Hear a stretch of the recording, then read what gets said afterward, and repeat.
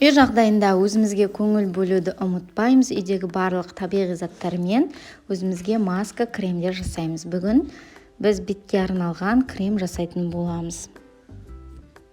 Ол үшін бізге ұн қажет. Естіп тұрғандарыңыздай кәдімгі табиғи бидай ұны қажет. Қандай сорт болса да болады. Мен бірінші сортты қолдандым. Осыдан бір шай қасығын алып ыдысқа саламыз. Және үстіне таза су, яғни фильтрленген таза ауыз суынан 3 қасықтай қосамыз. 3 қасықтай қосамыз. Кішкене қамыр күйіне келгенше қосып жақсылап араластырамыз. Міне осындай сұйықтықта болғаны дұрыс. Енді виноградных косточек деген май бар, косметикалық май. Бұл майды аптекадан сатып алуға болады. Осы 500 теңгедей тұрады. Бірақ көбінде бұл қазір бір қасығын ғана қолданамыз.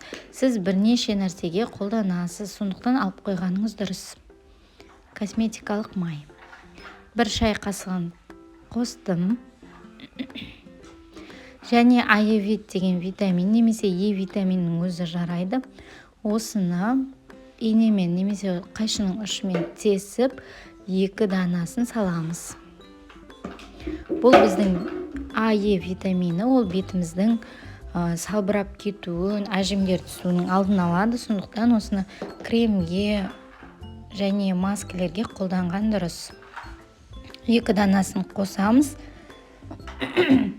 Жақсылап араластырамыз. Ал виноград майы, жүзімнің дәнегінің майы, ол біздің бетімізді нәрлендіреді және қабыршықтанудан сақтайды. Осылай маймен жақсылап араластырамыз. Сосын үйде өсіп тұрған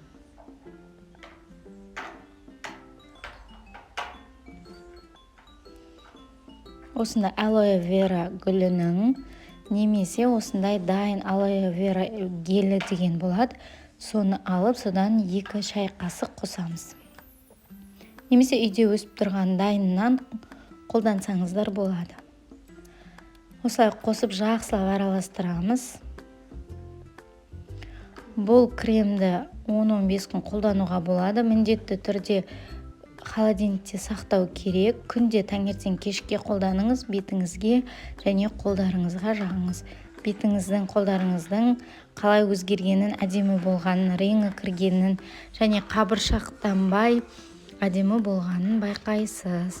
Міне креміміз осындай сұйықтықта болады. Мен кремнің ыдысына салып сақтаймын.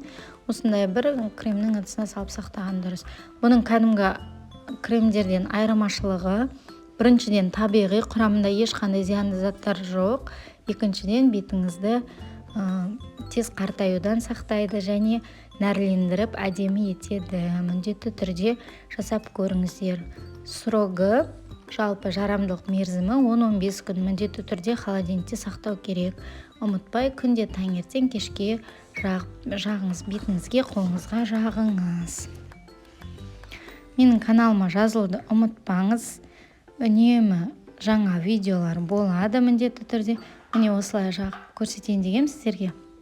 Осындай болады. Егер осы жаққаннан соң оны қалдыруға болады. Мысалы үшін түнде жақсаңыз, таңертеңге дейін қалдыруға болады. Ал егер ыңғайсыз болса сізге қалдырған, онда 40 минут, 30 минуттан соң жуып тастасаңыз болады.